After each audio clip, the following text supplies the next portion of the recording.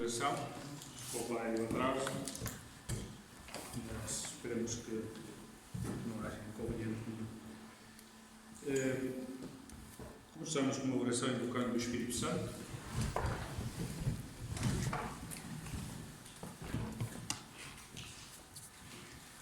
Vinde, Espírito Santo, enchei os corações dos vossos fiéis e acendei neles o fogo do vosso amor. Enviai, Senhor, o vosso Espírito e tudo será criado e renovareis as vastas terras. Senhor, que iluminaste o coração dos apóstolos na manhã do Pentecostes, iluminai-nos também com a luz do vosso Espírito, para sabermos apreciar retamente todas as coisas segundo a vossa vontade e lhe sermos fiéis. Nós vos pedimos por Jesus Cristo, vosso Filho, na unidade do Espírito Santo. Amém. Nossa Senhora, Mãe da Igreja. Orai por nós.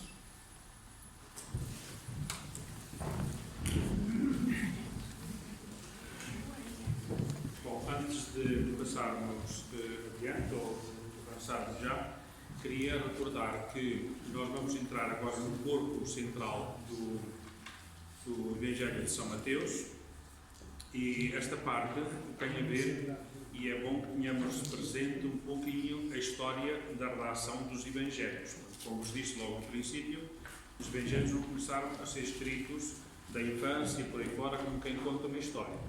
Recolheram-se primeiro alguns textos que naturalmente eram importantes, que os apóstolos repetiam muitas vezes, que é o que encontramos nos Atos dos Apóstolos, São Pedro e São Paulo, sempre a dizer a mesma coisa: Cristo foi morto, ressuscitou, e nós somos testemunhas disso. Portanto, os primeiros textos, os primeiros relatos mais importantes que apareceram foram os da história da paixão e da ressurreição do Senhor. Portanto, esses são os textos primeiros. Naturalmente que depois também os apóstolos iam contando aquilo que Jesus tinha feito, que tinha dito. E naturalmente eles guardaram no seu coração, certamente pessoas, como Mateus também andou certamente um pouco com Jesus, guardaram aquilo que mais lhes tocou, portanto, aquilo que eles sentiam que foi o mais importante que Jesus terá dito para eles. Por isso nós encontramos não uma igualdade nos três evangelhos sinóticos, mas encontramos coisas muito parecidas.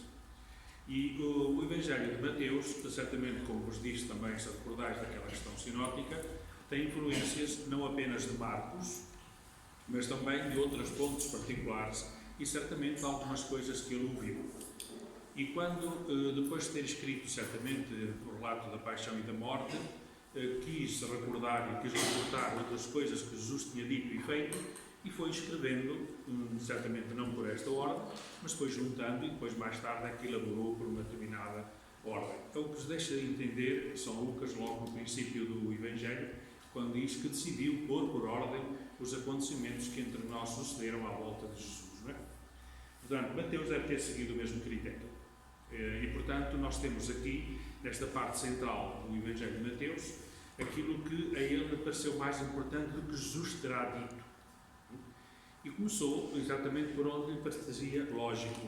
E percebemos até que nesta primeira fase Mateus não deveria ter estado presente. Quando Jesus começou a pregar na Galileia, quando Jesus começou a arrastar ou a atrair multidões, a fazer milagres, Mateus não estaria. E então junta aqui, nesta primeira parte, que podemos chamar Sermão da Montanha, que é aquilo que é o momento decisivo, a partir daí ele junta uma série de ditos, os chamados logia, e depois também alguns milagres e algumas expressões fortes de Jesus. E aquilo que certamente para Mateus era como que uma espécie de leitmotiv de Jesus, o contraste entre aquilo que ele manifestava e dizia em relação à lei dos antigos, à lei dos publicanos, à lei dos fariseus. Portanto, Mateus sentia muito fortemente esta diferença, e hoje vamos ver isso um pouco.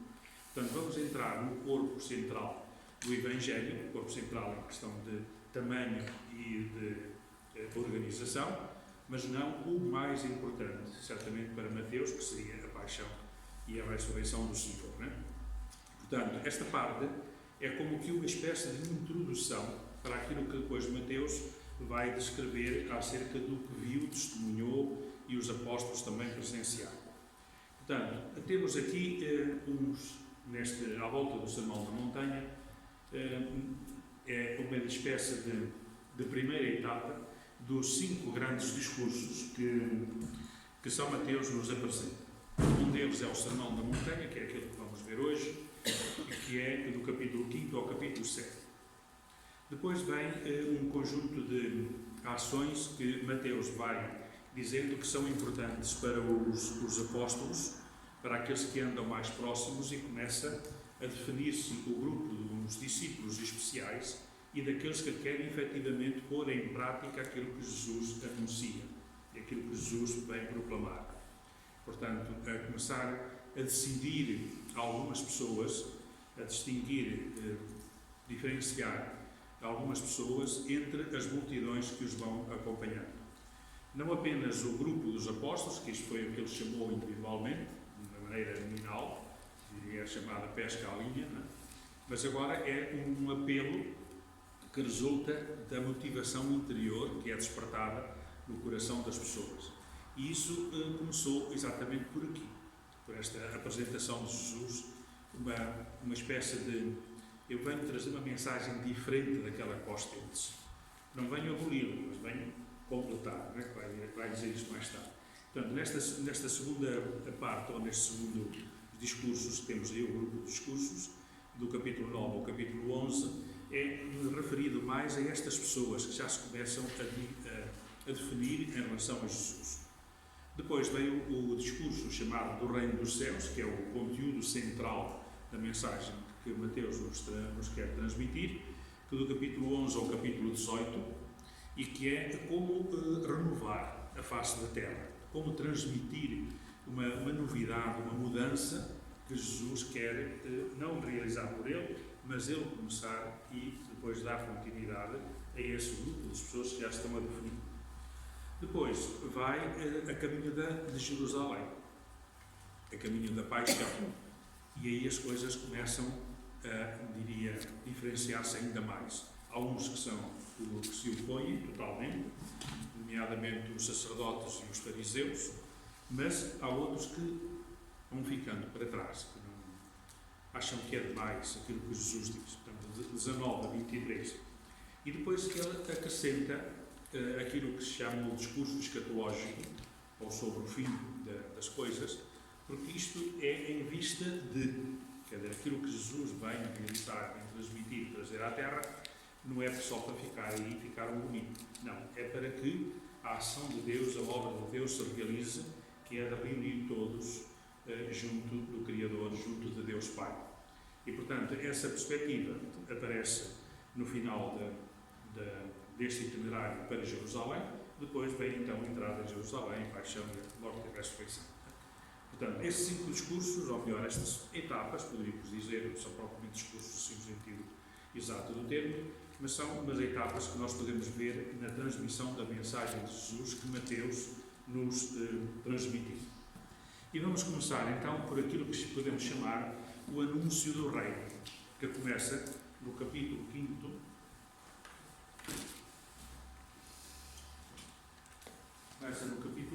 e vai por aí fora até ao final do século.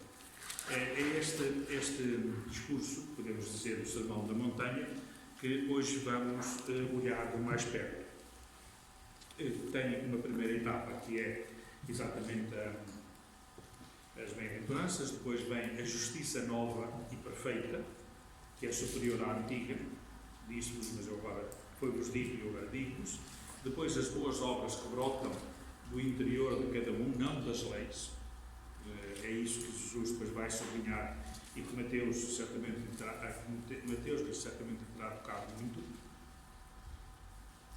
porque ele estava muito habituado a cumprir a lei e ouvir falar aos fariseus de leis, e agora ele vem dizer que há algo que é diferente. E vem três admoestações muito diretas: não julgar, e atenção aos falsos profetas, que indicam outro caminho, e depois quem são os verdadeiros discípulos. Portanto, este anúncio do reino, esta primeira etapa que hoje vamos ver particularmente, tem estes três aspectos. Nova justiça, ou seja, santidade. Quando se fala em justiça, na linha do Antigo Testamento, podíamos traduzir por santidade. A palavra que hoje já se vai tornando cada vez mais, diria, corrente, e creio que é bem correta, não é? Uma forma nova de ver as coisas ajustadas à maneira de Deus, não é? A palavra justiça podemos traduzir muito frequentemente por ajustada à vontade de Deus. Justo é aquele que está ajustado à obra de Deus, ao plano de Deus sobre a criação e sobre a humanidade. E, portanto, aqui a justiça nova é essa santidade, esta forma nova de ver a santidade, e que é diferente daquela que se via no Antigo Testamento. E depois as obras que brotam daí, brotam do interior, não das leis que vêm de fora. Esse é já o aspecto forte que depois Mateus vai sublinhar mais. E 3 amonestações diretas. E começamos exatamente pelas bem-aventuranças. Começa por, no capítulo 5, dizer logo: Jesus, vendo a multidão, subiu ao monte e, assentando-se, aproximaram-se dele os discípulos. Portanto, aqui dá um relevo dessa presença dos discípulos e começou a ensiná-los. E ensinava dizendo aquilo que todos vós já sabeis e que antigamente se aprendiam de cor, não é? Que são as bem-aventuranças. E na tradução que temos aqui diz assim: felizes os pobres em espírito, porque Deus é o reino dos céus. Felizes os que choram, porque serão consolados. Felizes os mansos, porque possuirão a terra. Felizes os que têm fome e sede de justiça, porque serão saciados. Felizes os misericordiosos, porque alcançarão misericórdia. Felizes os puros de coração, porque verão a Deus. Felizes os pacificadores, porque serão chamados filhos de Deus. Felizes que sofrem perseguição por causa da justiça, porque Deus é o reino dos céus. Felizes sereis quando os insultarem e perseguirem e mentindo disserem todo o género de calúnias contra vós por minha causa. Exultai e alegrai-vos, porque será grande a vossa recompensa no céu, pois também assim perseguiram os profetas que os precederam. Então temos aqui uma conclusão um pouco na linha daquilo que podia ser facilmente aceito e compreendido. Está na linha daquilo que já foi acontecendo, só que muita gente não percebia isso. Ora, o que é que se verifica aqui? Podemos imaginar, não esta gravura, mas tendo presente o monte das bem-aventuranças, que lá foi, certamente guardou esta imagem, porque é sem dúvida um dos sítios bonitos na Galileia. Nazaré está muito confusa, como cidade, etc. Mas o monte das bem-aventuranças está um pouco isolado, graças ao grande trabalho que os franciscanos fizeram desde séculos, ainda antes do tempo de São Francisco, mas já no tempo de São Francisco, eles já estavam a cuidar de algumas terras que compravam com esmolas, com ajudas que foram tendo, e preservaram, destruindo mesmo, e agora com o Estado de Israel maior dificuldade têm, mas ainda vão mantendo alguns sítios, e este é um deles. É um sítio muito bonito. Aqui há uns anos atrás, venderam parte deste terreno aqui junto do Mar da Galileia aos neocatecumenais, e lá construíram também a chamada Domus Galileia, que é uma casa muito bonita que está em cima, na zona de Corazim, e aí tem também uma construção interessante, também bonita, mas claro, feita recentemente. Esta é mais antiga e está num sítio panorâmico muito bonito. Quando fui a Israel a primeira vez, foi aqui que celebrámos a Eucaristia, e sem dúvida que celebrá-la ao ar livre, como há a possibilidade de fazer, é sem dúvida uma sensação de quem está, de facto, ali, naquela encosta do monte, como que na disposição de ouvir o Senhor que fala. Não é? E, portanto, é um sítio muito bonito. E esta fotografia da Basílica das Bem-aventuranças recorda um bocado isso. Antigamente, quem tomava conta destas casas eram umas religiosas, creio que nesta ainda estão, mas habitualmente estavam entregues em algumas congregações que queriam ter lá um lugar e cuidavam destes espaços. E este está muito bem cuidado e está até bastante ainda definido. Ora bem, as bem-aventuranças é assim como que um resumo, certamente, daquilo que Jesus preferiu, porque ele não deve ter preferido isto tudo assim encadeado, não é? Mas São Mateus pôs isto, para certamente conheceis São Lucas, tem apenas 4 bem-aventuranças e que aparecem como um contraste entre as bem-aventuranças e as maldições. São Mateus põe esse contraste. Bem-aventurados os que, depois malditos vós que, etc. Mateus não faz esse contraste, mas faz aqui um paralelo que é muito interessante e que vale a pena observar. Então, não vamos passar assim uma a uma, vamos aqui fazer uma meditação sobre isso, mas creio que vale a pena olharmos um pouco para o texto e ver esta questão. As ações humanas, ou as atitudes, as vivências da pessoa humana, em relação àquilo que Deus, diria, nos comunica nessa situação. Penso que valerá a pena olharmos as bem-aventuranças um pouco assim.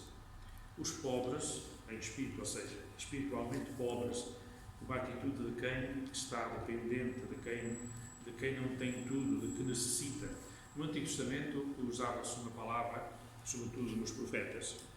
Há um estudo muito bem feito de um grande biblista espanhol com o título Os Pobres de Javé, e já um estudo antigo do padre Pierre de Globo, ainda antes de eu estudar já estava publicado, e que também é muito bonito, é mesmo Os Pobres de Javé. E que, o que é que apresenta? Apresenta a palavra Anauim. E a palavra Anauim não é propriamente um pobre que não tem coisas, nem tem para comer. É como a terra seca, árida, sequiosa da água. Portanto, são aqueles que estão sedentes, carentes, que sentem um desejo de e que aspiram a alguma coisa. Portanto, e não é uma coisa que se manifesta, é uma coisa que se sente e que se vive por dentro. E é aquele salmo que todos vós conheceis, não é? A minha alma tem sede do vosso Senhor, expressa bastante esta atitude que é frequente, sobretudo nos profetas e depois na fase seguinte da diáspora. E que é muito repetido e foi reelaborado esse salmo exatamente por causa das diferentes situações em que as pessoas foram vivendo. E então aí aparece esta expressão também bonita, como uma terra árida, sequiosa, sem água. Uma terra gritada, que é uma terra de humus, sei lá, por exemplo, quando depois das inundações fica aquela crosta de humus, não é? Uma terra fecunda, mas fica ali. Se vem um sol intenso durante uns dias, ela começa até a rachar, a abrir-se. E depois lá no fundo brotam as plantas, não é? As sementes que lá estão brotam em plantas. Não é? E o coração daquele que está diante de Deus como pobre é assim, desejoso demais, desejoso de tudo. Não é? Esta semana estive em retiro com alguns colegas aqui do SES e também de Porto Alegre, e uma das reflexões bonitas que Frei Luís de Oliveira nos apresentou foi exatamente esta perspectiva da abertura do coração, na linha de Santa Teresa, de que nós temos necessidade, mas não é necessidade exterior, é uma ânsia de fundo, não é? E apresentou-nos aquele texto de Santa Teresa que diz: morro porque não morro. Há tanto desejo de ir ter com Deus, desejava tanto estar com Deus, que até eu gostava de morrer para estar com Ele. Aliás, São Paulo diz a mesma coisa, não é? Desejava muito morrer para estar com o Senhor, mas se Ele me dá esta vida é porque quer que eu continue a anunciar o Evangelho. Uma atitude também muito semelhante que teve João Paulo II em última fase da vida, quando já estava muito decadente, tinha até um aspecto bastante, diria, pouco agradável, não é? Recordo-me no encontro em que eu participei para padres, no Congresso Internacional, também estava o Padre Jorge. Fomos em grupo, uns 4 ou 5 aqui de Coimbra, e estávamos lá, e ele apareceu numa telecomunicação, como é que chama aqui? Videoconferência lá. Um discursozinho que ele fez de Roma, e ele aparecia. E foi feita uma introdução por um monsenhor que disse que tinham insistido com ele para não aparecer, porque estava de facto bastante mal, muito decaído, que tinha dificuldade em pronunciar as palavras, que não conseguia ter a cabeça direita, disse uma série de coisas como quem está mesmo muito mal, muito mal. Mas depois, quando ele apareceu, parecia até que tinha o rosto um bocado transfigurado. Claro que babava-se um pouco, pronunciava muito mal as palavras, mas o texto conseguiu-se ouvir bem.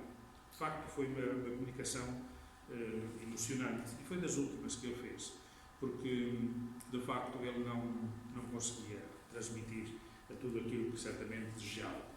Mas ele disse, e expressou isso, que o fazia porque a pessoas a quem ele muito amava. E por isso ele dizia, e teimou a comunicar, porque se Deus lhe dava a vida estando assim, era sinal que era assim que queria que ele servisse o povo de Deus. Porque o escolheu e, portanto, não foi por ser bonito ou por ser feio, mas foi porque era ele e continuava a ser ele, mesmo estando caído fisicamente. Portanto, esta questão dos pobres é um pouco assim, é alguém que deseja e que procura algo, mas que não é seu, é de Deus. E, portanto, deseja muito estar com Deus, deseja muito viver com Deus. E enquanto não, vive essa ânsia do encontro, não é? Como São João da Cruz diz a mesma coisa em relação àquele comentário, àquela transposição que ele faz da relação da alma com Deus no cântico espiritual. A alma será amada e o amado será Deus. O amado deseja muito encontrar-se com o amado, que é Deus.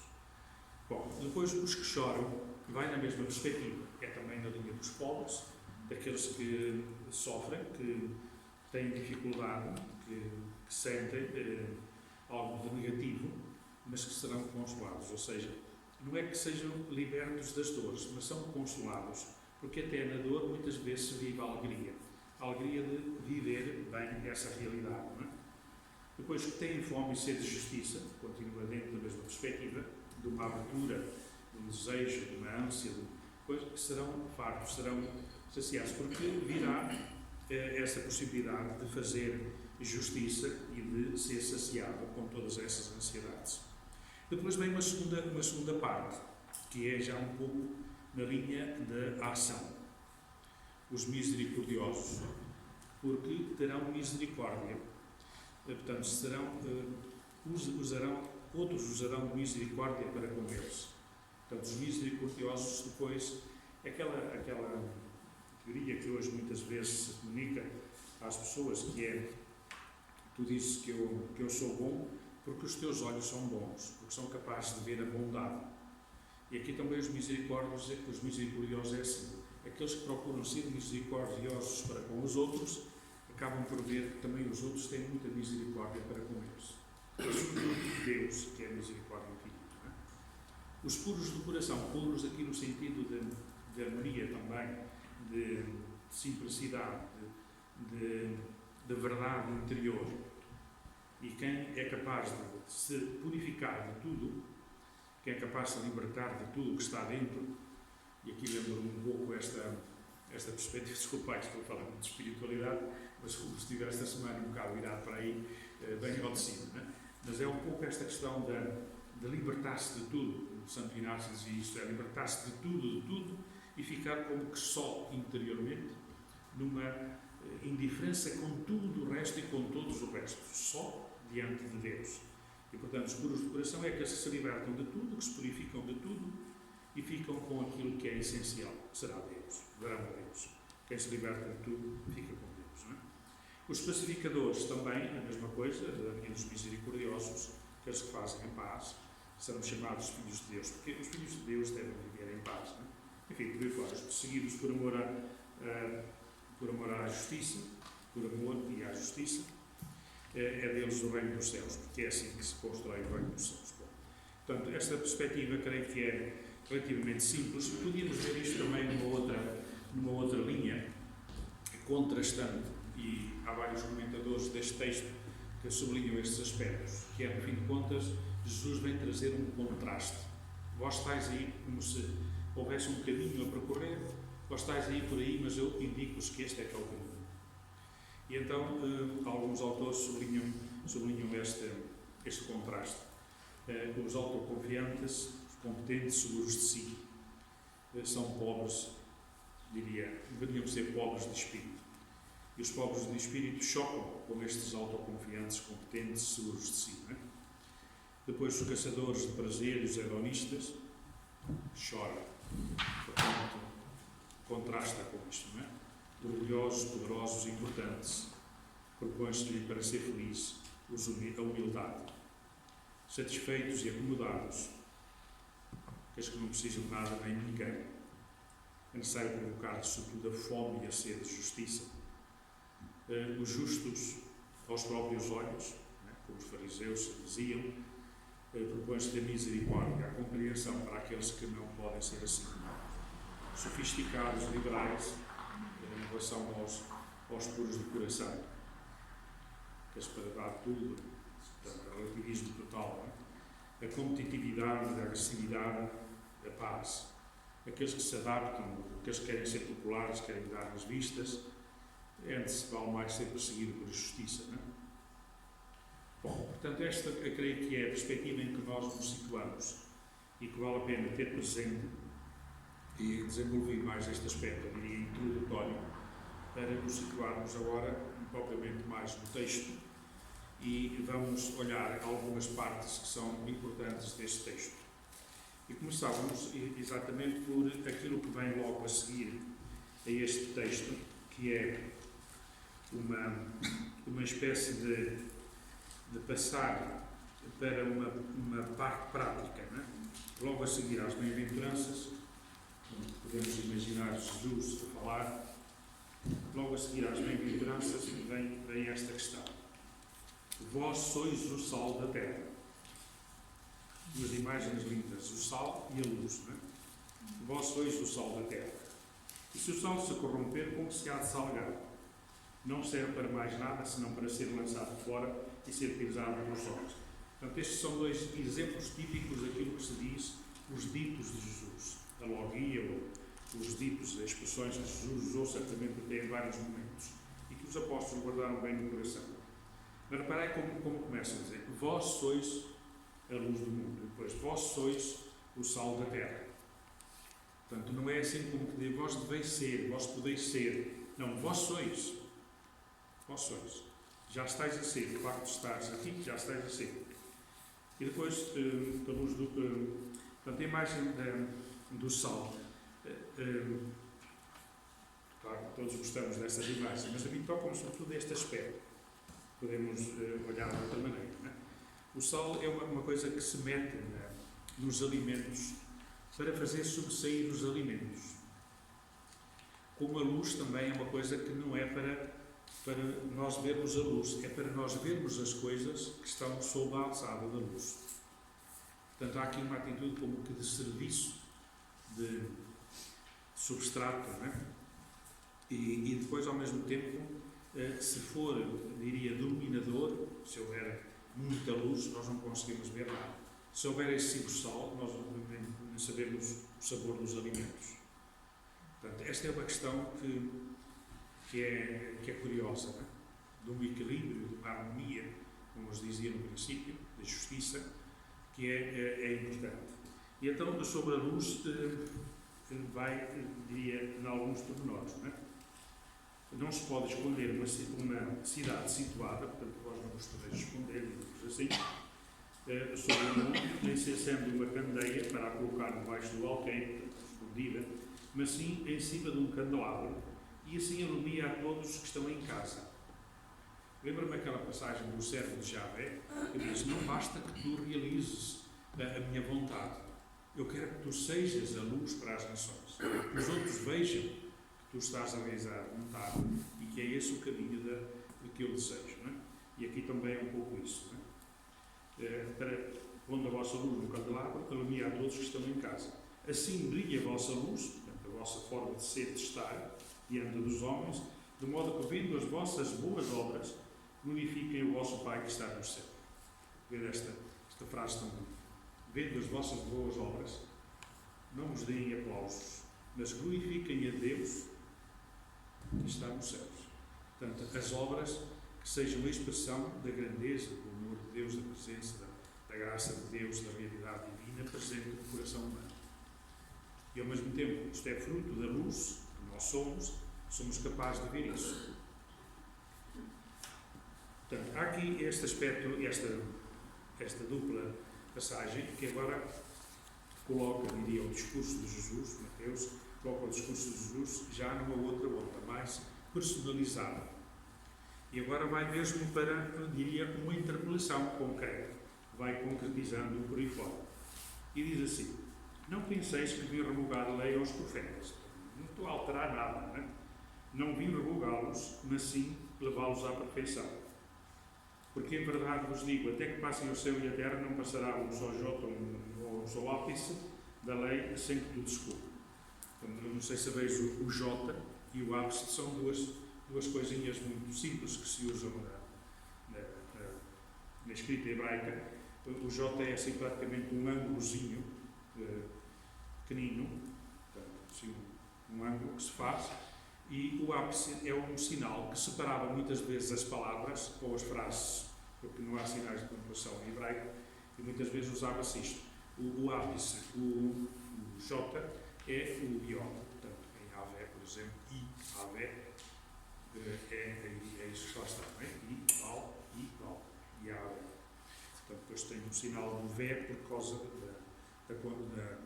das duas consoantes próximas, mete-se o E. Mas isso são questões, diria, mas para quem estava a ouvir, isto entendia-se muito bem.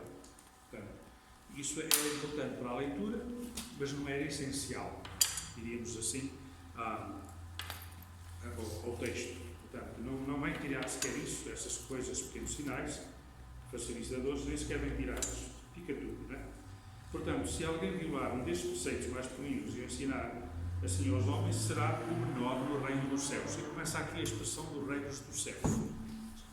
E reparei, para os hebreus, certamente sabeis, há dois céus, não é? Há o céu, diria, daqui de baixo, o nosso céu, e há aquele que está acima de tudo e de todos, o céu de Deus. O que se podia traduzir, e que na linguagem tradicional do latim, era o Império Grande, que estava acima de tudo. Portanto, uma coisa era o firmamento, que também se chamava céu, firmamento que era como uma espécie de abóbora relativamente fixa, onde rodavam as estrelas e os astros, e de vez em quando abriam as comportas e chovia, e depois havia o lugar de Deus que estava acima de tudo. Né? Portanto, era uma espécie de pluralidade. Portanto, e neste aspecto, a chamar reino dos céus significa que é a envolvência de tudo o que existe. Nada fica de fora. Nada. Isto é importante na perspectiva cristã, porque é aquilo que São Paulo depois chama de reunir todas as coisas em Cristo. Não é reunir todos os homens junto de Cristo, é reunir todas as coisas em Cristo. Portanto, a natureza vai levada pelo homem. Isto é importante, sobretudo quem conhece um bocado, por exemplo, a filosofia de Chardin, está um bocadinho impregnada desta perspectiva. E agora até a encíclica Laudato Si tem aí alguns pontos de inspiração, pelo menos. Portanto, esta questão do reino dos céus aparece aqui. Porque eu vos digo, se a vossa lei não for superior aos autores da lei e dos fariseus, não entrareis no reino do céu. Agora aqui aparece um singular, o reino do céu, o reino de Deus, o reino que está acima de tudo. Não é? E depois começa agora então a referir, portanto, esta diria a visão geral. E agora começa a concretizar. Vem uma série de antíteses, agora aqui, nesta parte do capítulo 5, que são muito curiosas. São umas seis antíteses que temos aqui e que nos fazem um pouco pensar sobre algumas questões. Começa pela primeira, a questão da condenação do homicídio. Né? Ouviste que foi dito aos antigos, não matarás. Aquele que matar terá de responder em juízo. Mas eu, porém, digo-vos, quem se irritar contra o seu irmão será réu no tribunal. Quem se chamar imbecil será réu diante do conselho. E quem lhe chamar louco será réu na hiena do fogo.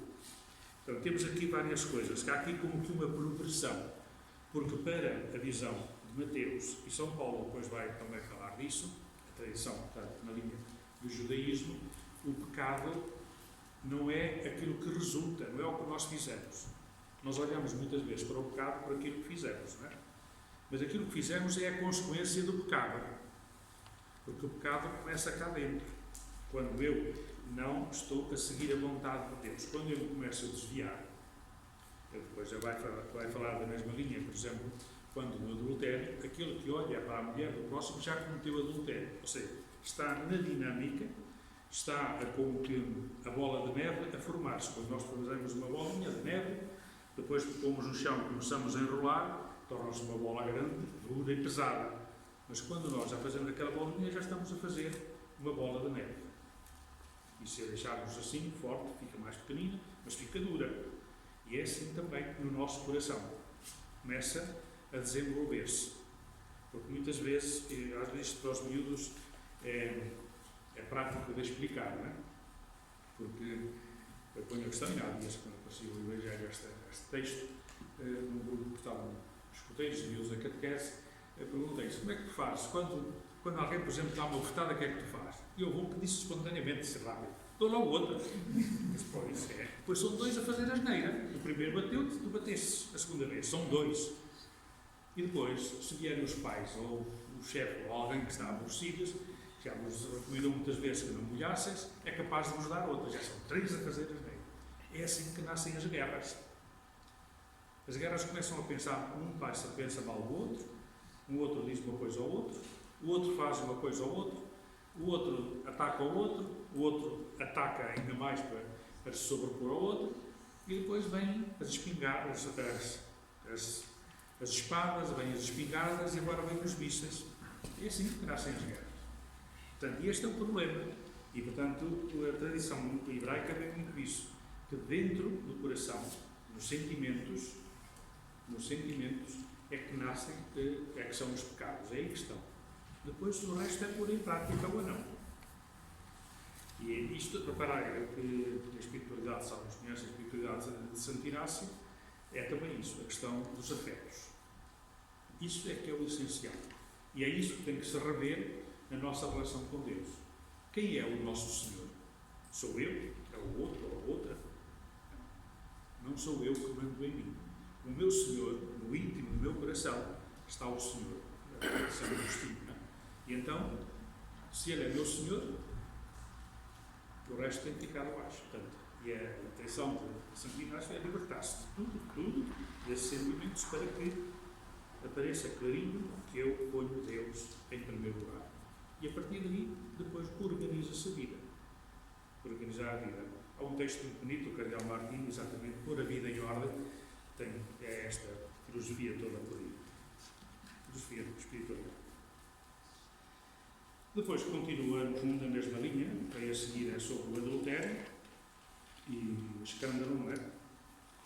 Portanto, se alguém podia-se repudiar uma mulher, certamente, sabem disso, não vou aqui estar agora a dizer essas coisas todas, mas, portanto, a mulher que teria cometido adultério, o marido podia pô-la fora, dizendo que ela tinha cometido relações ilícitas e, portanto, que não a queria como esposa. Portanto, simplesmente, a mulher depois, certamente, entusiasmava-se por outro homem por ela, e então, o que é que acontecia? Pois era ela que estava a cometer adultério em relação ao primeiro matrimónio. Portanto, a dinâmica vem daí também, dentro da mesma perspectiva que estava a falar. Depois, a linguagem dos juramentos também. Depois, a lei de Leão, é muito curioso esta expressão, não é? Eu visto o que foi dito olho por olho, dente por dente, eu porém digo-vos, não ponhais a resistência ao mal, mas se alguém te bater na face direita, presta também a outra. Há muitas pessoas que veem isto de uma outra perspectiva, não é? Quer dizer que muitas vezes é a consciência do mal, a verificação do mal que me faz reconhecer o meu mal, não é? Porque no fundo é isso que acontece com todos nós. Se eu, agora lembro-me quando eu era garoto, eu tinha assim uma certa zanga com a minha professora, não é? Porque isto era para aliviar um bocado, para não ficar assim a pensar assim tudo sério. Era aquelas antigas professoras que havia nas aldeias, a chamada regente escolar, mas ela era muito esforçada e exigia muito de nós, não é? De maneira normal que ela tinha era de bater. Eu era muito irrequieto e batia muitas vezes, não é? E eu dizia, é cara malvado, e não dia ela apanhar.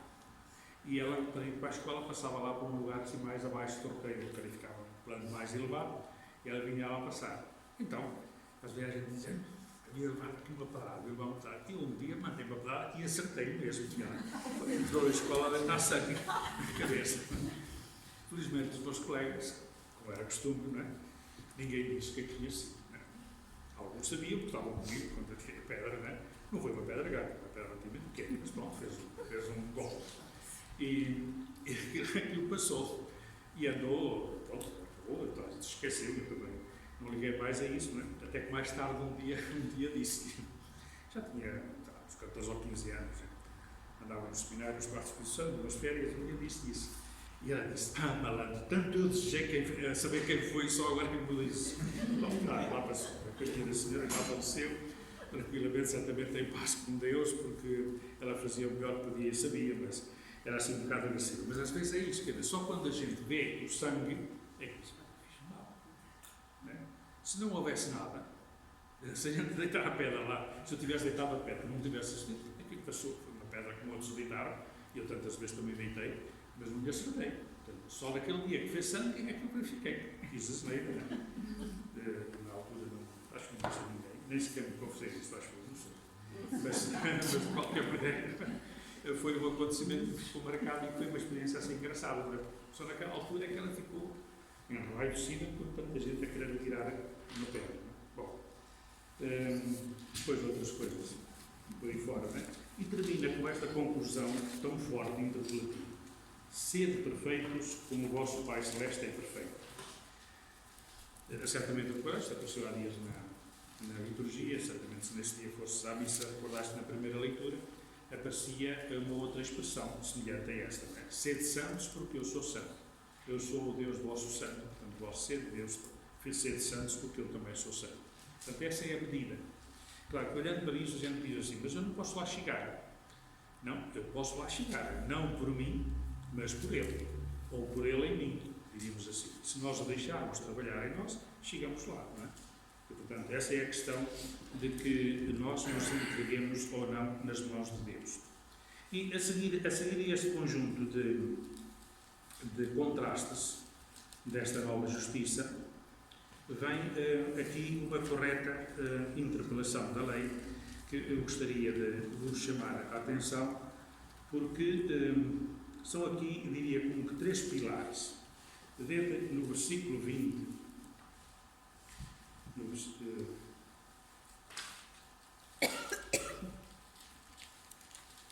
passámos adiante deste versículo, mas gostei de sublinhar. Diz aqui, porque eu vos digo, se a vossa justiça não superar a dos doutores da lei e dos fariseus, não entrareis no reino dos céus. Portanto, a motivação é participar, é entrar, neste caso, no reino dos céus. E depois, o versículo 39. Falei no 20, não é? Versículo 20 do capítulo 5.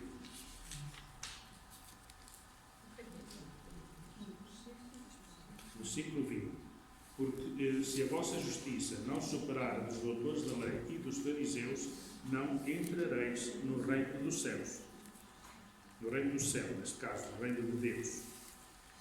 Depois, na 39, no versículo 39, é também curioso quando Jesus disse: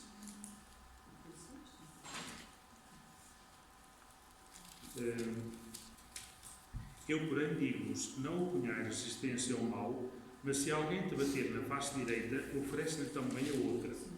É no sentido não de uma retribuição, mas de uma disponibilidade para acolher o mal, para acolher aquilo que não está na mesma linha. Aqui, creio que se pode pensar na atitude que Jesus teve na paixão. Não resistiu. E, aliás, na liturgia, se reparares, na Sexta-feira Santa, se disse que Jesus não resistiu ao mal e deixou-se conduzir pelos malvados. Mas então aí não interpelou, ele disse, fiz mal e não estou o mal. Mas Jesus... Quando lhe bateram. Sim, ele... Não, mas foi na questão do diálogo, que era a questão de estar a dialogar. E por ter dito aquela expressão, bateu. E assim, mas porquê é que me bates? Sim. Se eu fiz mal, disse-me porquê. Se não, portanto, essa é a questão. Não oferecer propriamente a face. Sim, mas, por exemplo, a caminho do Calvário. Mas essa foi uma questão, diria, interpelativa para o outro. Sim. Mas ele não se sentiu, não se queixou, diríamos assim. Sim. Apenas fez uma interpelação ao outro. E no caminho do Calvário, por exemplo, noutras situações, nunca se vê Jesus por exemplo, no Getsemane, etc., que nunca se vê Jesus a recusar, mesmo que venha mal. Não se faça a minha vontade, mas sim a vossa. Portanto, é essa atitude de uma disponibilidade para viver, mesmo aquilo que lhes custa, mesmo aquilo que o faz sofrer. Não porque o deseje, mas porque parece ser essa a vontade de Deus. Não é? Portanto, e aqui está um pouco também nessa linha, não é? De não fazer mal a quem faz mal, mas fazer sentir o bem, oferecer. Ele dá-me o mal, mas eu ofereço-lhe a minha cara, ou seja, ponho-me junto dele, ponho-me ao lado dele. Portanto, é um pouco nessa perspectiva. E depois a imitação de Deus, a última, que já vos referi, a ser perfeitos como o vosso Pai Celeste é perfeito. Portanto, estes textos creio que nos ajudam a entrar dentro daquilo que é diria, a mensagem e a dinâmica que São Mateus transmite. E creio que vale a pena nós olharmos para estes textos não apenas no contexto em que Jesus viveu, mas como uma mensagem que se, diria, prolonga para a eternidade e que nos lança exatamente na vida com Deus, na vida em Deus. E é esta a perspectiva do reino dos céus. É exatamente fazermos entrar dentro da vivência com Deus. São Mateus certamente sentia isso muito porque ele era publicano, portanto rejeitado, desprezado, muitas vezes humilhado, porque colaborava um pouco com o governo para ganhar a vida, né, cobrar os impostos, e certamente os sumos sacerdotes e os escribas tinham por eles uma aversão grande, porque deviam ser judeus fiéis e afinal estão a colaborar com o império dominador, com os senhores dominadores. E é este receio de que Mateus, portanto, quase diria, o questionamento da vida dele, que procurava, não diria fugir à lei, mas diria servir-se da sua situação de judeu para colaborar com aquele que domina. Mas é isso que o Senhor vem dizer, que esse ajuste não é mau, mas deve haver a outra motivação. Foi o que ele fez, deixou toda a sua vida para seguir o Senhor. E é essa a libertação que está subjacente aqui.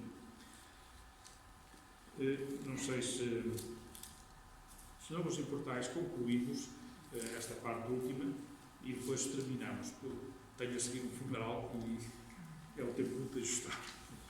Ser padre de paróquias e hoje apareceram 3 funerais. Nem paralelismo pode valer nesta questão. Vamos celebrar uma missa daqui a bocado, mas não dá para fazer o funeral. No capítulo 6, temos aqui uma questão que é agora já um pouco esta relação com Deus. Portanto, estamos, diria, numa interiorização do coração do ser humano e agora aqui é como que o ser humano, o discípulo do Senhor, que está unido a Ele e que se junta a Ele. E então o que é que se propõe aqui neste capítulo 6? É exatamente uma autêntica relação com Deus. Portanto, é uma espécie de dar vida nova às coisas que habitualmente se fazem. Dar-lhe uma vida nova. E a vida nova vem de onde? Vem exatamente da relação interior com Deus. Portanto, há aqui uma perspectiva, quase diria, espiritualista, mas que, diria, não é todo, não é? Então, começa aí pela esmola e pela oração que é feita, são textos que se leem agora no princípio da Quaresma, que se deve ser feita no segredo do íntimo. E o teu Pai, que vê o segredo, te dará a recompensa. Portanto, estamos já numa linha de relação interior com Deus. Portanto, sai-se do aspecto exterior, do cumprimento, do fazer, do ver, isso já se disse que é o menos importante, o importante está por dentro, e agora de dentro, até, por exemplo, a esmola, que é uma coisa prática, deve ser feita com discrição. Não saiba a tua esquerda o que faz a tua direita. E, portanto, e o teu Pai, que vem no segredo, terá a recompensa. A mesma coisa do jejum e a mesma coisa da oração. Portanto, sempre nesta linha da intimidade.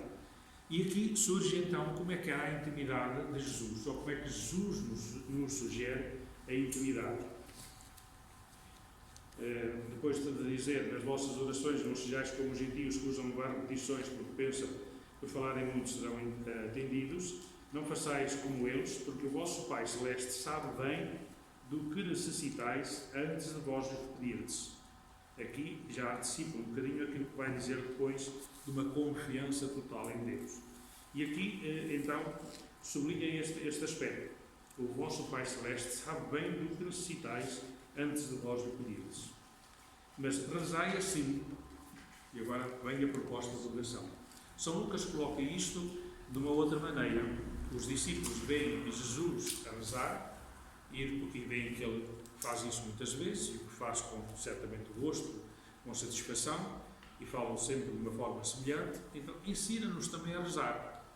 Portanto, ele que era o mestre de muitas coisas, em São Lucas diz, ensina-nos a rezar. Também os outros mestres, por exemplo, João Batista, também ensinou os seus discípulos a rezar. Portanto, ensina-nos. E Jesus depois ensina-nos o Pai Nosso.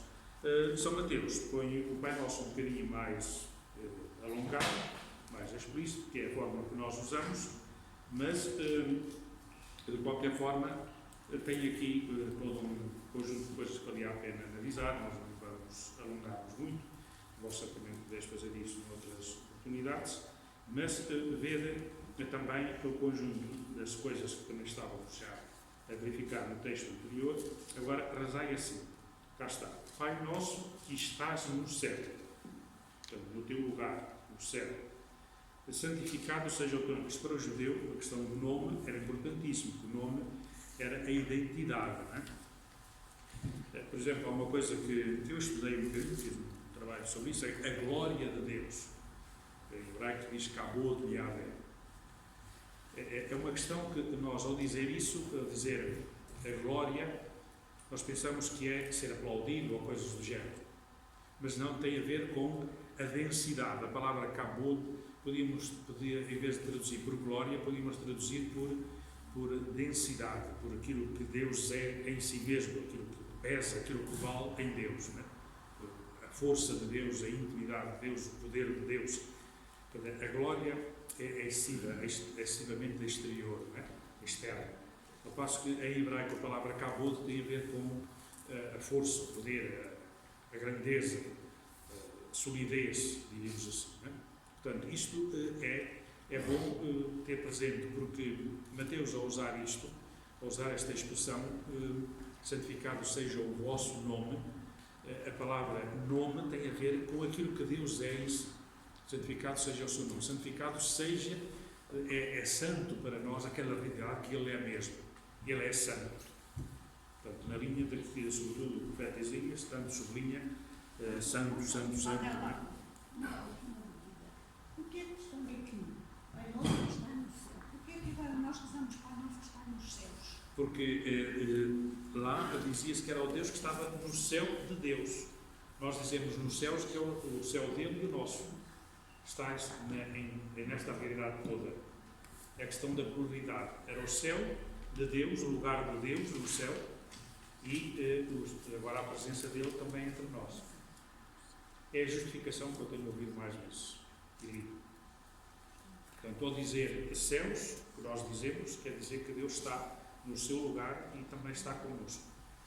É um pouco essa a explicação que eu tenho ouvido e que me parece lógica. E depois diz, faça-se a tua vontade, a vontade de Deus, a ação de Deus, né? Assim na terra, está como no céu, lá onde tu estás. Dá-nos hoje o nosso pão de cada dia, o pão cotidiano, aquela realidade que nós necessitamos. Não significa que sejam apenas coisas de comer, mas significa aquilo que é necessário para a nossa vida. Perdoa-nos as nossas ofensas, e aqui vê esta questão. As nossas ofensas, que podem não ser só ofensas a Deus, podem ser ofensas aos outros, a nós próprios, etc. Mas diz como nós perdoamos aos que nos ofenderam. Quer dizer, como se a realidade divina fosse ofendida quando nós ofendemos outras coisas, não é? Porque as nossas ofensas são ofensas na globalidade. E depois diz como nós perdoamos aos que nos ofendem, que são só os outros que nos ofendem. E não os deixes cair em tentação. Esta palavra, esta expressão é muito curiosa, porque cair em tentação não é começar em tentação, é deixar-se seduzir pela tentação. A tentação é a solicitação para o mal, não é? Do mal falando. E, portanto, no fim de contas, não nos deixe seguir a sedução que nos é feita para o mal. Como se a realidade do mal está aí, existe agora. Na linha do primeiro pecado e daquilo que é a perspectiva bíblica, o pecado começou com os primeiros seres humanos, depois espalhou-se, desenvolveu-se, e portanto a seguir a este primeiro pecado muitos outros fizeram. E apareceu sempre a razão de ser do pecado, que era o querer ser como Deus, ou querer ser mais do que Deus, ou não precisar de Deus para nada. Não é? Portanto, esse é que é o grande pecado. Não se esqueçam que quase todo o Antigo Testamento, sobretudo na fase dos profetas, o grande pecado era a idolatria, era ter outros deuses, não ter só um Deus único. Não sei se sabeis, por exemplo, os textos do porquê de Salomão ficar com um reino dividido, portanto, o sucessão de Salomão, não foi porque ele teve muitas mulheres, parece que tinha 300 mulheres e 600 concubinas. Portanto, era um senhor daqueles orientais, como agora o rei da Pérsia, que tem não sei quantas mulheres e concubinas. Mas ele, não é por isso que foi pecado. É que ele, depois de ter casado com essas mulheres todas, deixou seduzir o seu coração pelos deuses delas. E, portanto, prestou culto até a um deus da mulher não sei quantos, da Moabita e da outra, etc. Portanto, esse é que era o grande problema. Portanto, os grandes senhores, na época, podiam ter várias mulheres. Mas também é curioso, já deixei este pormenor, é que ao longo do Antigo Testamento nunca se vê uma proibição de um homem ter mais que uma mulher.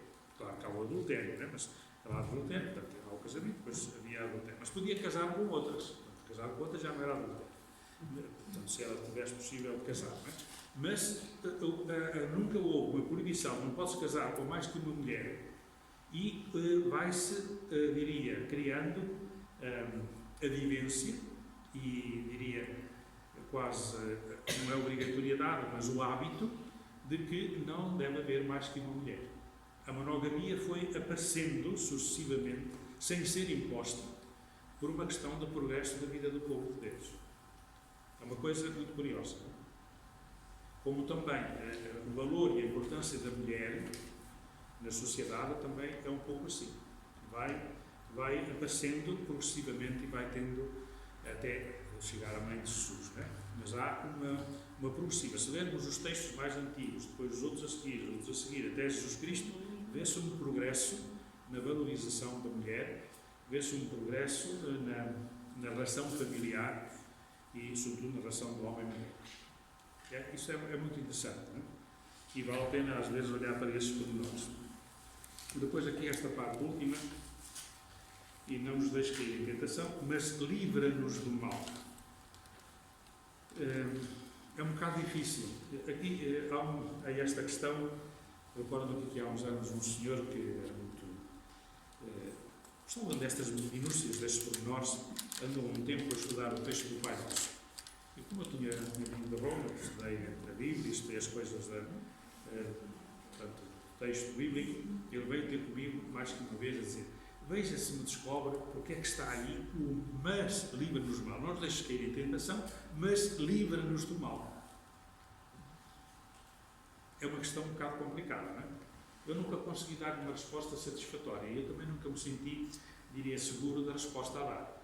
Porque não nos deixe cair em tentação já é, no fim de contas, não ficar no mal. Agora, livrar-se do mal é não ter tentações. Não me parece. Porque as tentações é alguma coisa que vem de fora, portanto, que eu não controlo, digamos assim. Agora, livrar do mal é como se eu desejasse que o mal não acontecesse.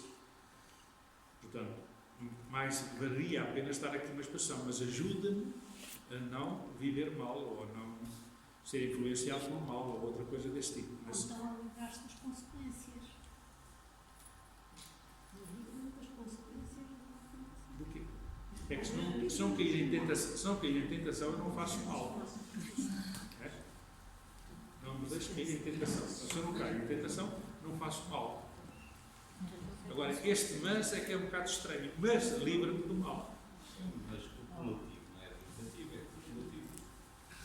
Não, é adversativa sempre. Mas É um mas É só se der essa volta, não é? Se der essa volta pode ser e livra-me do mal. Se eu cair, livra-me do mal. Poderá ser, mas não me parece que seja bem esse o sentido que está aqui. O mal está em letra maiúscula. O mal aqui está em letra maiúscula, ou seja, ainda É mais nesse que está sentido do mal do maligno, não é? Sim, sim. Porque para os judeus, o mal estava, diria, personificado. E por isso ele dominava, porque tudo o que era mal era domínio do maligno. Que eram as doenças mentais, as doenças, tudo isso era o demónio que dominava. Não é? Portanto, aqui mal tem esse sentido. Tem sentido. Portanto, mas isso supõe que já há mal, não é? Livre-me do mal, supõe que já há mal. Bom, fica essa interrogação para vós, diz-me tanto, que eu também vou andando de vez em quando à voltas com isso, quando surge o texto, mas nem sempre lhe dou uma resposta clara. E depois vem a seguir, porque, de novo, o que vem a seguir vem de novo naquela linha da questão dos outros, não é? Porque se perdoardes aos homens as vossas ofensas, também o vosso Pai Celeste vos perdoará a vós. Se, porém, não perdoardes aos homens as suas faltas, também o vosso Pai Celeste não vos perdoará as vossas. Será que é verdade?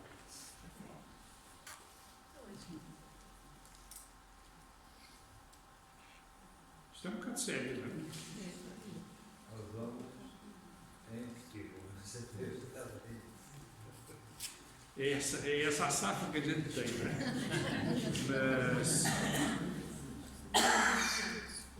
Mas é sem dúvida uma questão muito complicada, não é?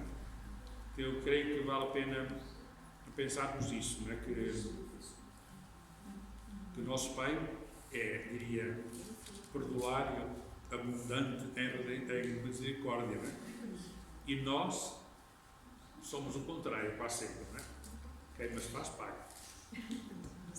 Posso perdoar, mas não esqueço. Portanto, essas expressões que estão cá e que é a nossa atitude interior. Mas é uma atitude interior feita de hábitos também, não é? Portanto, é um perdoar no coração. Não é preciso ser exteriorizado. Não é preciso quê? Ser exteriorizado em gestos. Sim. É um perdoar no coração. É. Ainda que eu não mantenha relações com essa pessoa. Mas eu não sei como é que isso por dentro se faz, não é? Essa volta ao coração, pelo menos para mim, é que é o mais difícil, não é? Depois, com o tempo, parece que vai amaciando, não é? Porque aqui junta-se uma coisa que nós hoje já vamos tendo capacidade de observar isso, de ver como é que o nosso interior funciona. E nós verificamos que a nossa sensibilidade nem sempre obedece à nossa vontade e à nossa inteligência, não é? A sensibilidade como que funciona autonomamente, tem muito a ver com a nossa realidade exterior e que fica marcada, fica gravada. E depois dá a impressão que fica ali como que uma espécie de cicatriz ou uma ferida. Parece que tudo o que vem de fora daquela linha bate ali e faz sofrer muito. E, portanto, às vezes já não é o outro. Eu recordo uma pessoa que dizia assim, eu sentia-me sempre inquieto quando alguém me apontava o dedo. Eu ficava logo aflito. Tinha um trauma que já vinha desde a infância do pai, fazia-lhe assim e depois apanhava um castigo ou qualquer outra coisa. Portanto, o dedo apontado era sinal de uma coisa muito negativa que dominava o outro. Então, sempre que aparecia um dedo apontado, era irritado.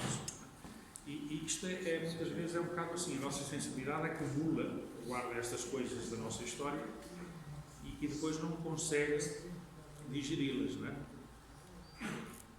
Os psicólogos chamam isso as curas das feridas passadas, não é? Que às vezes para algumas pessoas são muito difíceis e dolorosas ao longo da sua vida, não é? Não sei se está aqui também a questão da pacificação interior, do perdão a si mesmo e outras coisas, está por aí, não é? Agora, como é que isso se faz e que muitas vezes se resolve é que é mais difícil, porque dá a impressão de que em cada, pela minha experiência, hoje é assim, mas no passado já foi de outra maneira e no futuro se calhar será de outra, não é? Porque há coisas que hoje já não me afetam nada e que antigamente me irritavam. E ao contrário, há coisas que nunca me mexeram e hoje chateiam. Portanto, há aqui uma mudança na nossa sensibilidade. Portanto, agora, o coração engloba estas coisas todas.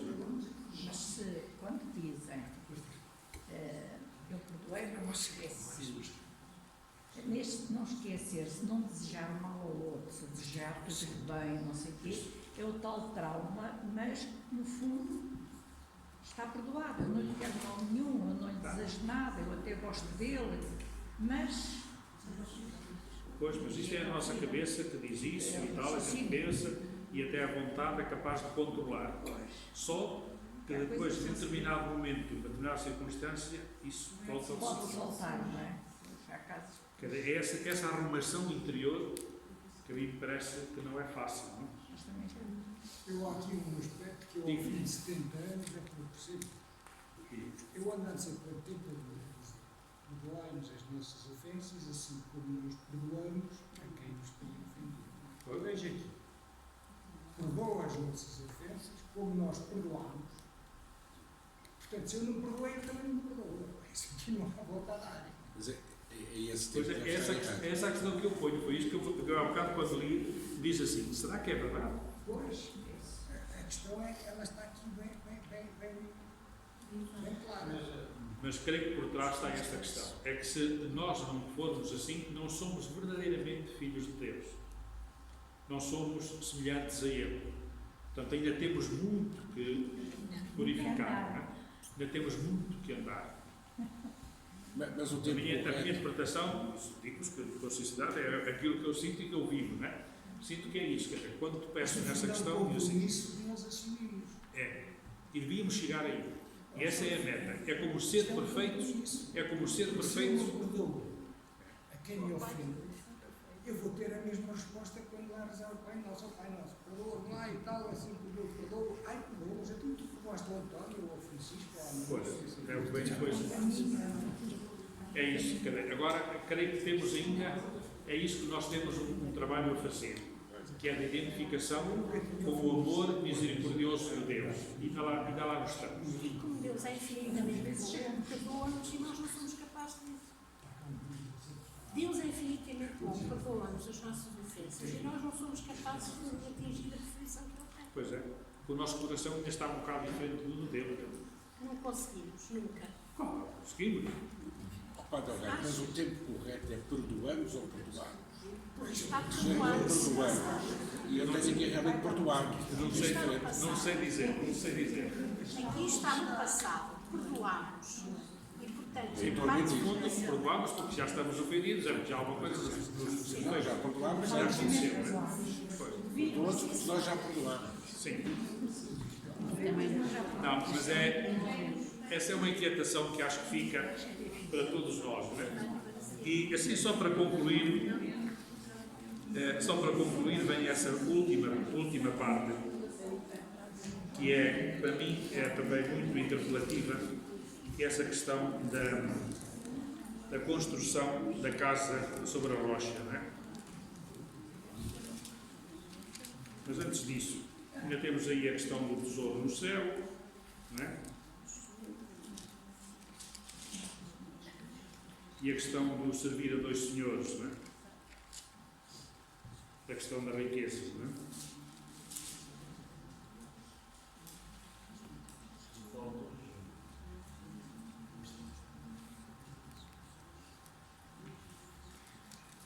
Nós terminámos com essa questão da providência, não é?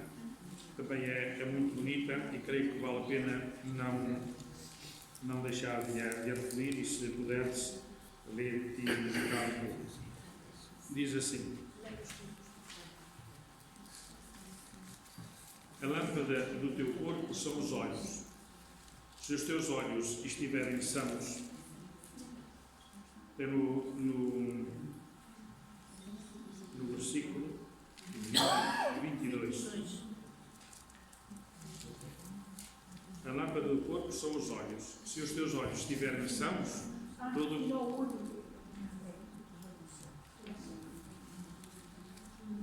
o teu corpo andará iluminado. Se, porém, os teus olhos estiverem doentes, todo o teu corpo andará nas trevas. Portanto, se a luz que há em ti são trevas, quão grandes serão essas trevas? No momento da luz do dia.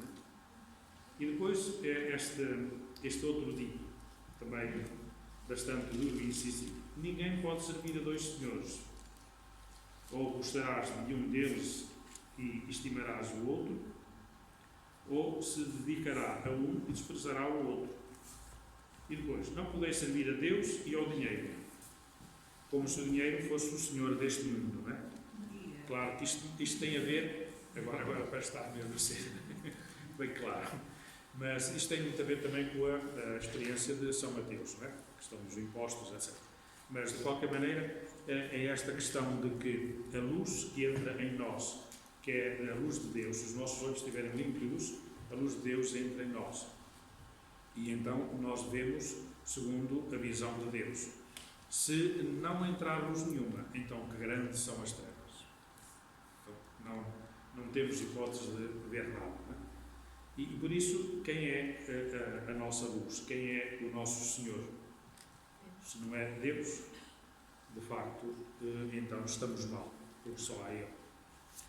E a seguir, se estivermos confiantes nele, vem essa expressão sobre a providência divina, que aparece aí a partir do versículo 27, que é de facto interpelativa também. Não vos inquieteis quanto à vossa vida, nem quando deixe comer ou beber, etc. por aí fora. E depois termina assim, no versículo 31. Não vos preocupeis dizendo que comeremos, que beberemos ou que vestiremos. Os pagãos, esses sim, afadigam-se com tais coisas, porém o vosso Pai Celeste bem sabe que tendes necessidade de tudo isso. Procurai primeiro o reino de Deus e a sua justiça, e tudo mais vos será dado por acréscimo. E depois esta frase, surpreendente. Não vos preocupeis, portanto, com o dia de amanhã. O dia de amanhã já terá as suas preocupações. Basta a cada dia o seu problema. Bom, como diz o outro, estamos nas mãos de Deus. Seja o que Deus quiser. É a expressão muito popular, mas creio que é bem real. Não é? Portanto, é esta confiança, esta entrega, esta paz que vem. Santa Teresa dizia naquela frase tão bonita, não é? Só Deus basta. O resto... Também há aquela assim, Fiat na vida, o braço terminou com pernas. Cheia, já fruto da experiência, não é? Mas aí é o não corras, há que correr. Mas, de qualquer maneira, creio que é isso, quer dizer, confiar, estar nas mãos de Deus. Isto dá paz, isto dá tranquilidade. Não é? Lembro que São Francisco, a última fase da sua vida, depois de já muita coisa, a única preocupação que ele tinha lá no Monte Alverno era identificar-se com Jesus Cristo. E de tal maneira que até Jesus lhe terá feito a vontade, porque ele contemplava Jesus Cristo crucificado, Jesus Cristo na cruz, e fez-lhe a vontade de maneira que ele tivesse até as chagas no seu corpo, para assim manifestar e sentir e saborear a identificação com Cristo. Não é? E também aí, que depois o Padre Pio também fez essa mesma ligação na sua vida, na sua vivência também dos estigmas que sofreu. Portanto, creio que estes textos e outros nos podem dar assim um horizonte para um caminho de fé, de vida, e portanto estes textos do Evangelho, para lá de poderem ser vistos segundo uma certa, diria, lógica ou uma cultura bíblica, cultura ambiental, até teológica, etc., tem também esta dimensão espiritual que eu hoje quis vos dar, uma vez que estamos na Quaresma, e depois vamos passar no próximo encontro, que será no dia 28 de março, passamos então alguns sinais e alguns ensinamentos sobre a questão do reino. Aparecem sinais dos milagres e tal, das parábolas, e particularmente aparece a dimensão já eclesial da construção deste reino, que não é só feita por Deus, portanto, não é só Ele faz tudo e eu deixo mandar, mas é também não sou só eu a fazer, tenho de fazer como. Portanto, esta dimensão comunitária que aparece também no final. Portanto, aqui diria, a parte mais longa do Evangelho, do 8 a 18. Portanto, sugeria que lesseis um bocado isso. 8 a 18. É muito, mas bom. Também é o carisma todo para isto. Quase. Depois, só temos também mais 2 encontros. Portanto, vemos esta parte. Depois passamos à paixão, morte do Senhor. Depois há também o discurso do escatológico, que também queria falar dele. E depois a paixão, morte e a ressurreição. Né? Portanto, agora na próxima vez será esta parte mais longa. São só 6 encontros. Não dá para mais. Hoje preferi fazer assim, devido a este contexto que me parece lógico. Esta semana andei a ler alguns capítulos da Carta aos Romanos e parece que São Paulo fala da mesma coisa, mas de uma forma diferente. Dá a ideia que o Evangelho, neste caso São Mateus, é assim mais normativo, mais doutrinal, mas sem grande correspondência pastoral, com grande praxis pastoral. Sim, sim. É verdade. Depois de São Paulo, o neto está sempre a meter uma graça. No fundo é. Aqui é Deus, lá é a graça. Agora, a questão toda também é que São Paulo era exatamente um homem de prática, só que a doutrina que tinha subjacente desde a cultura hebraica era a mesma, né? Era esta. E por isso nós vemos uma diferença grande de São Paulo, por exemplo, para São João, e é quase como o céu da terra, precisamente porque a cultura subjacente é diferente. E, portanto, aquilo que expressam e a forma como expressam, a linguagem que usam, é muito diferente. São Paulo tinha uma outra cultura que foi muito influenciada já pela cultura grega e depois pela presença dele na Ásia Menor, etc., sobretudo na zona de Corinto, que esteve por ali muito tempo, deu-lhe uma outra visão e uma outra forma de se expressar.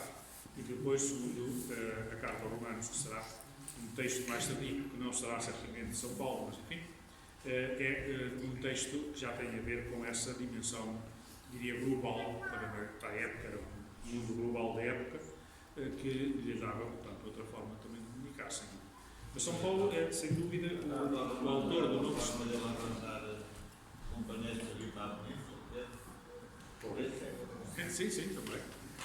Bom, portanto, é essa a questão que vale a pena também nós termos, é que a mensagem de Jesus Cristo é transmitida por pessoas concretas, com uma vivência concreta, para um contexto em que estão inseridos, e neste caso Mateus era sobretudo cuidar daquela comunidade que estava a nascer, transmitindo-lhe a força e, diria, a unidade e a centralidade em Jesus Cristo. A figura de Jesus é aqui o núcleo central. E ele não apenas disse, fez, mas provocou e procurou despertar no coração daqueles que o seguiam, que o ouviam. E é isso que pode o texto também continuar a fazermos a nós. Pronto, uma boa tarde. Terminamos rezando uma Ave Maria, ao menos, uma vez que eu não sei cantar, a não ser que alguém queira cantar um canto. Mas eu não tenho jeito nenhum.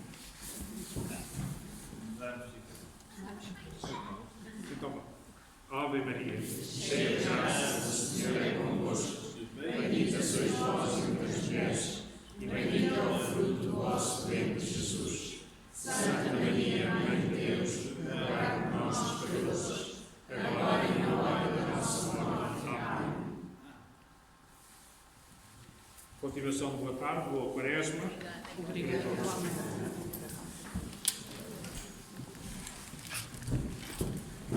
Querem para o céu daqui a 100 anos.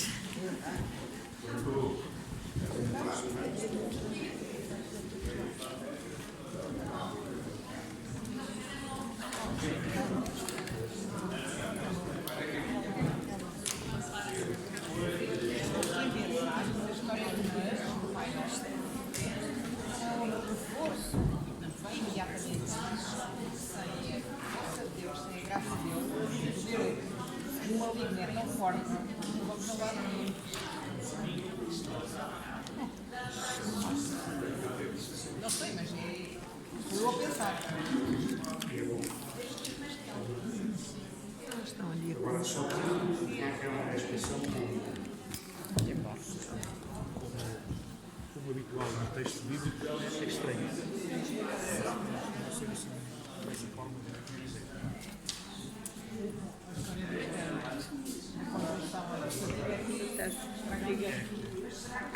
Ainda hoje